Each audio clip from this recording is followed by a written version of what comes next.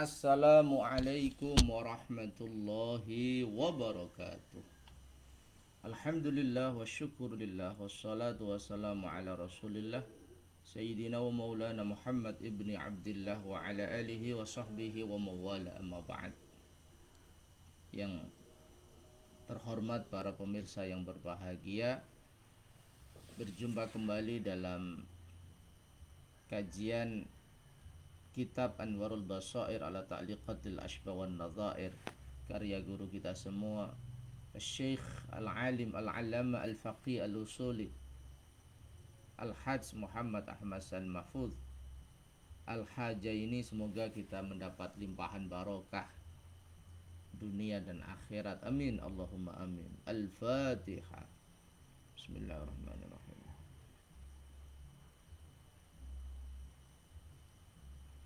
Pada kesempatan pagi ini kita akan membahas topik tentang anak kecil.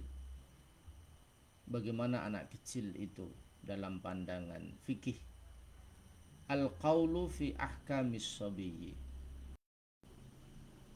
Satu gagasan, satu pemikiran tentang hukum-hukum bagi anak kecil.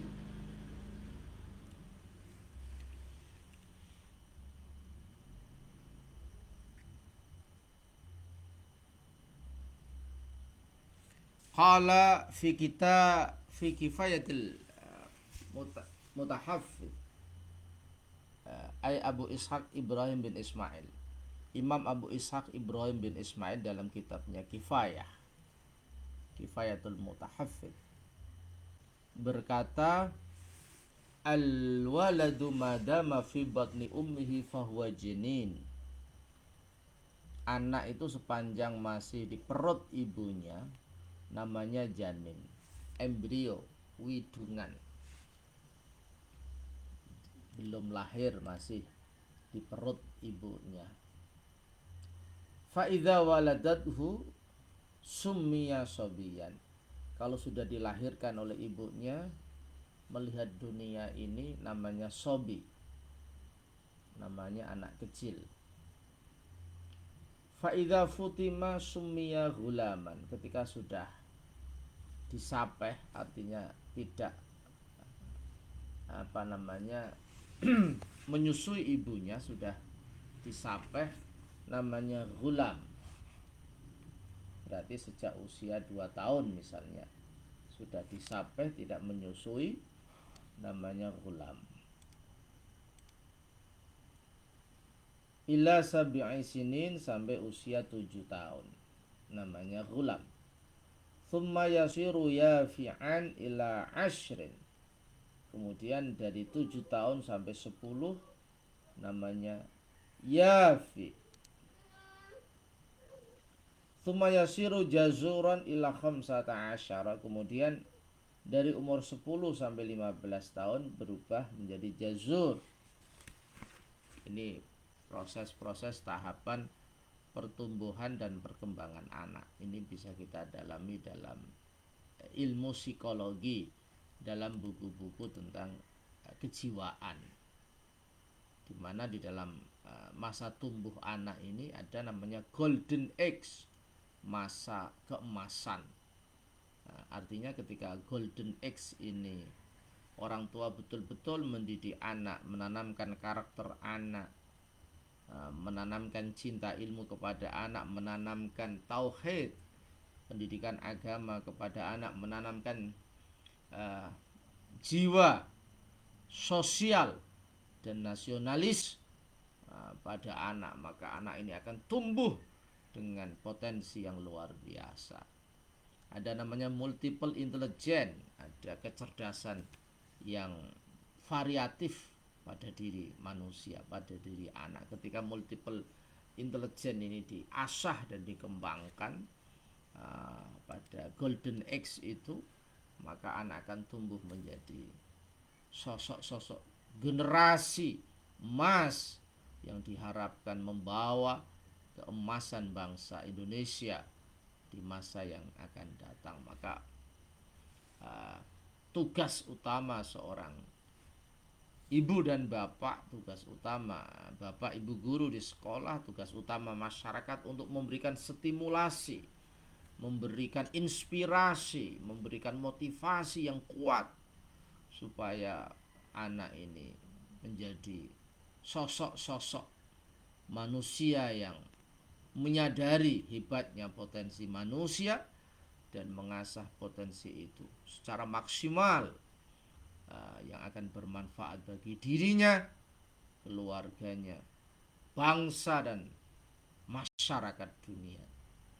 Jadi pertumbuhan anak mulai dari janin, sobi, kemudian gulam, yafi, jazur, ini menjadi tahapan-tahapan etapa perjalanan manusia yang sangat determinan, yang sangat signifikan, yang sangat formatif X, masa-masa yang sangat menentukan pembentukan karakter anak, pembentukan mentalitas anak, pembentukan moralitas anak, pembentukan skill dan keilmuan anak.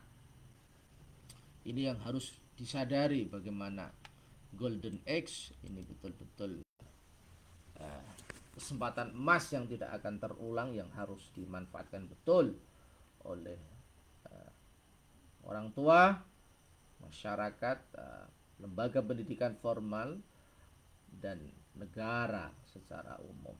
Karena negara membutuhkan kehadiran generasi-generasi penerus yang kuat secara ilmu, secara mental, secara moral, secara sosial, secara politik, secara kebudayaan, dan secara psikologis. Wal fuqaha'u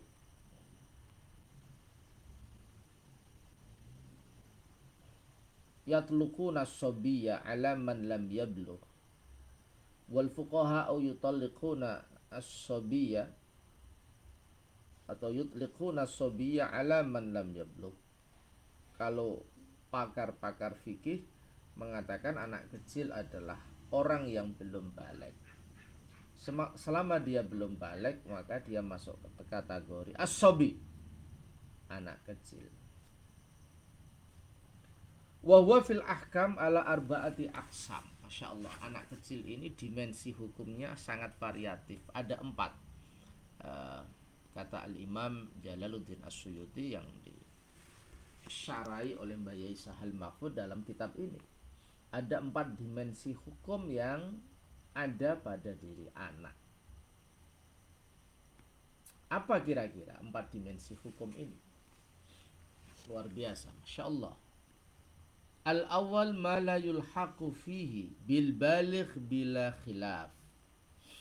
Dimensi yang pertama anak itu adalah ma la yulhaqu fihi bil baligh. Sesuatu yang tidak bisa disamakan dengan orang yang baligh bila khilafin, dengan tanpa ada perbedaan pandangan dari para ulama. Artinya statusnya tidak sama dengan orang baligh karena dia anak kecil, ada dispensasi. Tetapi intinya adalah ada fase pentahapan, sehingga ketika anak itu sudah balik, dia sudah siap. Jadi sebelum balik menjadi masa-masa, lagi-lagi saya sampaikan, masa-masa orang tua untuk mengisi hari-hari anak itu dengan nilai-nilai kebaikan, bersolat berjamaah, membaca Al-Quran, mencintai ilmu, rajin mengaji, rajin belajar, bergaul yang baik dengan teman sebaya, yang bisa menumbuhkan dan membentuk karakter yang pemenang, karakter yang positif, menghindari pergaulan bebas, menghindari hal-hal yang tidak bermanfaat bagi masa depan dia di masa yang akan datang.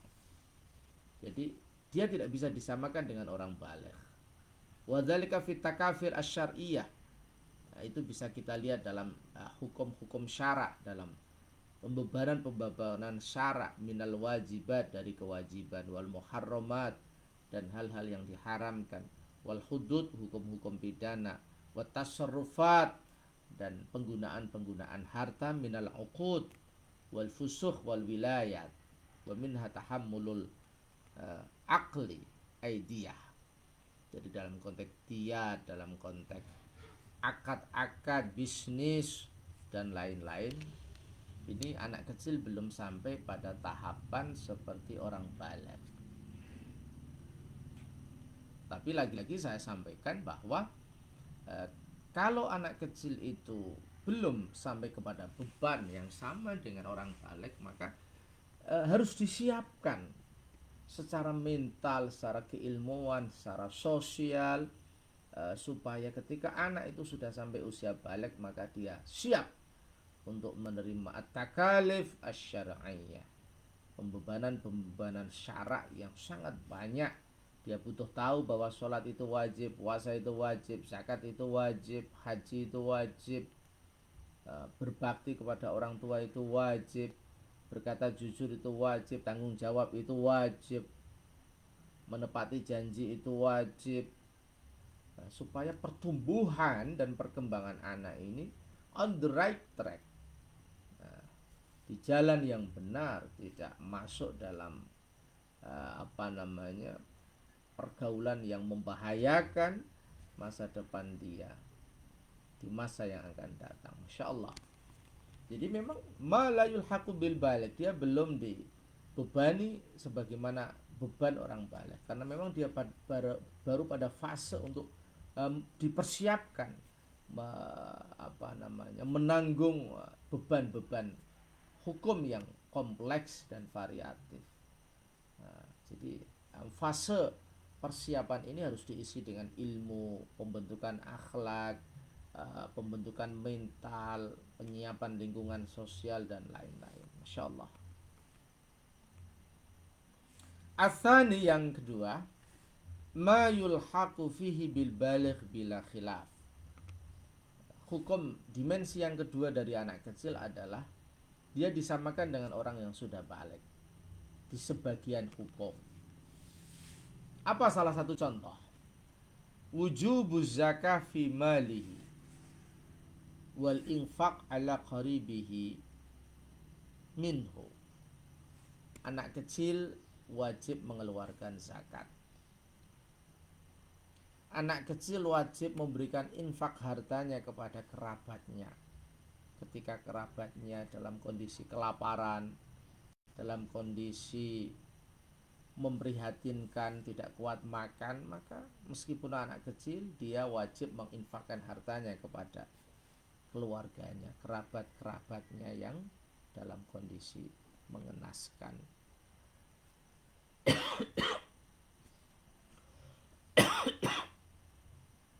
Wa butlanu ibadatihi bi ta'ammudil mubtil. Contoh lain, dia sama dengan orang balik adalah ibadahnya batal ketika dia melakukan dengan sengaja hal-hal yang membatalkan. Ketika anak kecil sholat kemudian tersentuh dengan perempuan lain, ketika anak kecil sholat kemudian makan dan minum, maka sholatnya batal. Ini juga untuk mendidik anak yatim, supaya untuk mendidik anak kecil sehingga ketika balik tahu, ketika sholat nggak boleh makan, nggak boleh minum, nggak boleh bicara dengan temannya, tidak boleh tersentuh dengan wanita yang tidak mahram, tidak boleh terbuka auratnya, tidak boleh tertawa terbahak-bahak. Ketika hal-hal yang membatalkan sholat ini dilakukan dengan sengaja, maka sholatnya tetap batal meskipun dia anak kecil. Wa wujubu tabyitin niyah fi shaumi Ramadan. Wajib bagi anak kecil untuk niat di malam hari pada waktu puasa Ramadan. Ai alal wali amruhu bihi, dan wali anak kecil, bapak ibunya juga memerintahkan ketika makan sahur atau sekarang ya setelah sholat tarawih, niat bersama-sama, nawaitu shauma ghadin an ada'i fardhi syahri ramadhani hadisanah lillahi ta'ala, bersama-sama. Tapi juga bagus diingatkan orang tua ketika makan sahur bersama anak-anaknya, ayo niat bersama-sama, niat puasa untuk menggapai ridha Allah, dengan tadi nawaitu shoma ghadin, saya niat puasa besok, karena ada ifadhi syahrul ramadhani hadis sana, untuk melaksanakan fardunya puasa Ramadan tahun ini lillahi ta'ala, kita lakukan karena Allah ta'ala. Jadi dalam konteks ini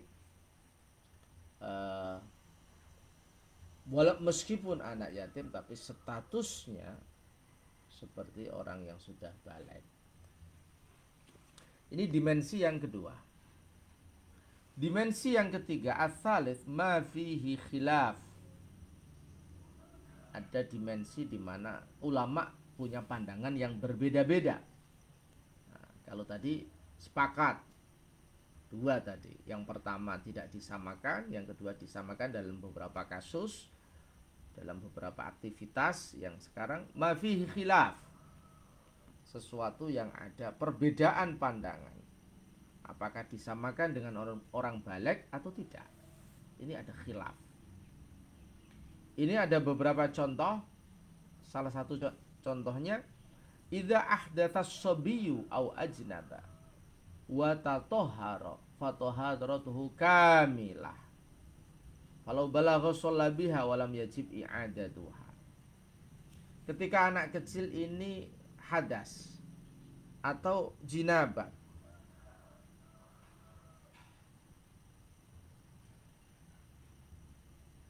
bi an aulaja hasyafatahu fi farjin au ulija fi, jinabat misalnya anak kecil melakukan penyimpangan seksual misalnya.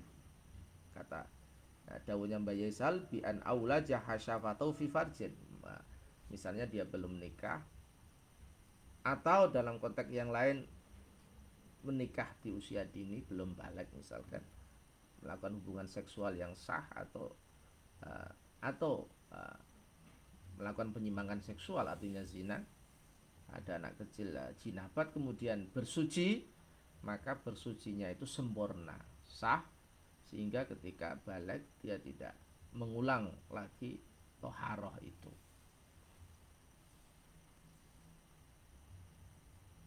Tapi ada ulama yang mengatakan wajib i'adah, mengulang toharohnya, mandi besarnya misalnya, atau wudhunya. Atsani fi sihhati adzanihi. Contoh yang kedua, apakah anak kecil itu sah ketika azan?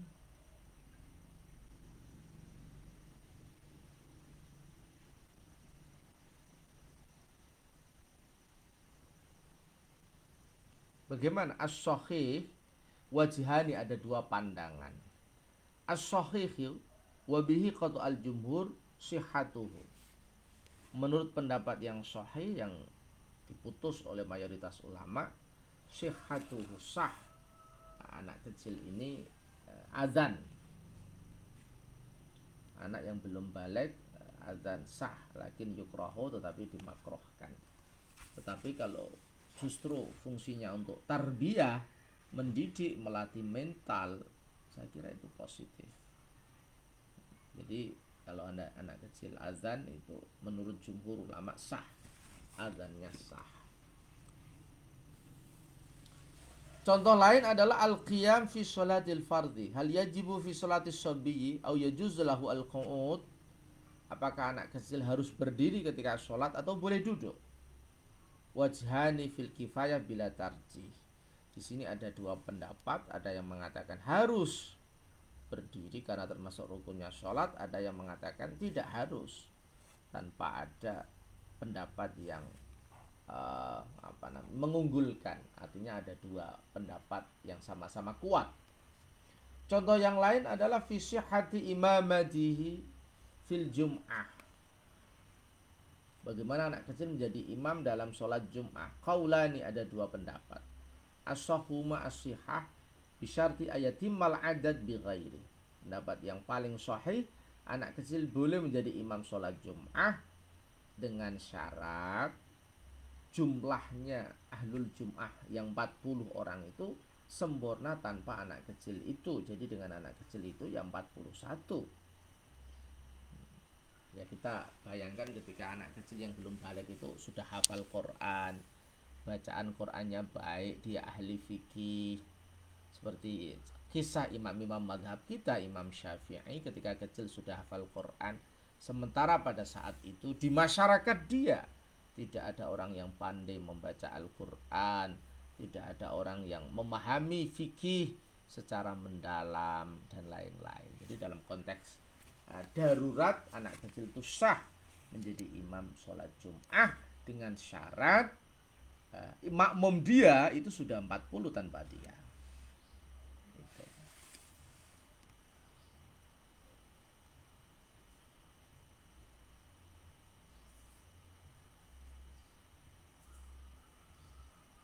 Contoh yang lain fi sukuti fardhi sholatil janazati bihi. Contoh yang lain apakah ketika anak kecil sholat jenazah itu status fardu janazah sudah hilang. Wajhani as-sahuma as-sukut. Ada dua pandangan, yang paling sahih gugur. Jadi ketika anak kecil sholat jenazah bisa menggugurkan tanggungan atau kewajiban umat Islam yang lain yang statusnya fardu kifayah.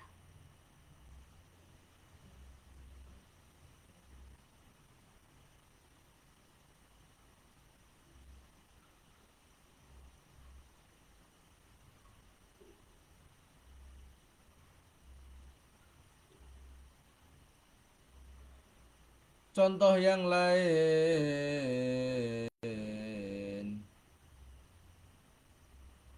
fi sihhati islamis sabiyyi al-mumayyiz istiqlalan. Apakah Islamnya anak kecil yang sudah pinter itu sah istiqlalan ay la taba'an li ahadi abawaihi, tidak karena ikut orang tuanya. Ada anak kecil, anaknya non muslim misalnya, kemudian dia masuk Islam bersyahadat, apakah sah? Ada dua pendapat. Al murajjih minhuma al butlan wal mukhtar indal bulqini as-sihah. Ada yang mengatakan batal, nanti ketika balik harus bersyahadat lagi. Tapi menurut Imam Al-Bulqini tetap sah Islamnya. Ini dimensi yang ketiga. Jadi ada apa namanya? Ada pandangan yang tidak sama. Ar-rabi'u ma fihi khilaf. Yang keempat juga sama. Ada perbedaan pandangan ulama.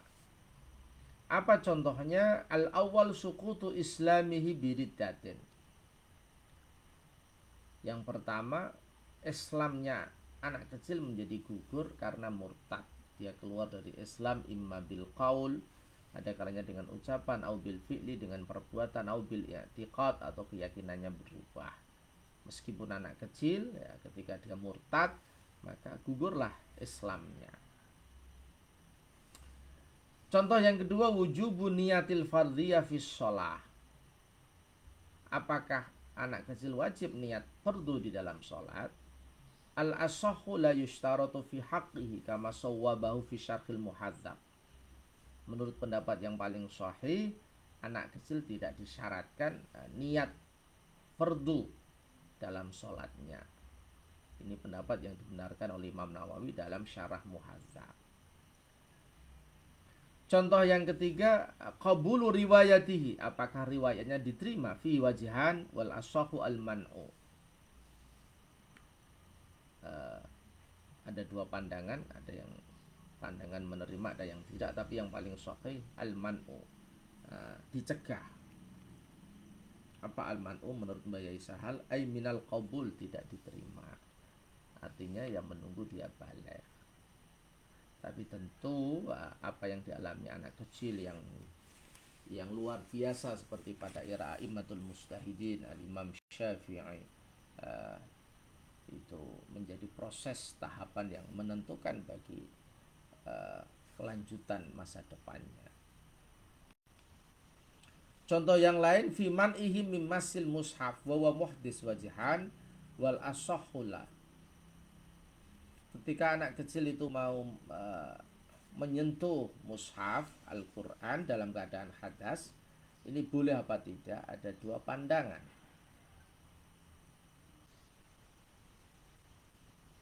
Wal asahullah, yang pendapat yang paling sahih jangan dicegah, karena memang anak kecil ini pada tahap dilatih untuk mencintai Al-Quran, sehingga meskipun dia hadas tetap diperbolehkan menyentuh Al-Quran, dan juga menjadi kewajiban guru ya untuk melatih anak kecil untuk berwudu dengan benar. Ini beberapa hukum ya anak kecil. Ada yang tidak disamakan dengan orang baligh, ada yang disamakan dengan orang baligh, ada yang terjadi perbedaan pada anak kecil apakah disamakan dengan orang baligh apa tidak. Saya kira itu kajian kita hari ini, para pemirsa.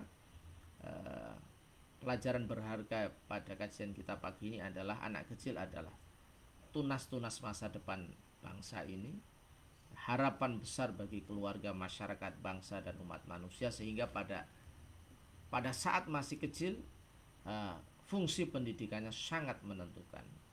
Anak kecil adalah golden age, masa-masa emas yang sangat menentukan pertumbuhan moralnya, mentalnya, sosialnya, psikologisnya dan lain-lain, sehingga menjadi tanggung jawab orang tua, lembaga pendidikan formal, masyarakat untuk menciptakan lingkungan yang kondusif bagi bersemainya nilai-nilai yang positif, ilmu yang positif, karakter yang positif, lingkungan yang positif, sehingga semua potensi anak bisa tereksplorasi dengan maksimal.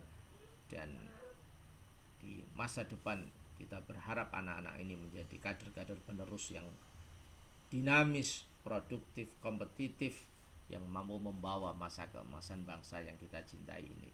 Al-Fatihah. Demikian kurang lebihnya mohon maaf. Wal afu minkum wallahul muwaffiq ila aqwamit thoriq. Assalamualaikum warahmatullahi wabarakatuh.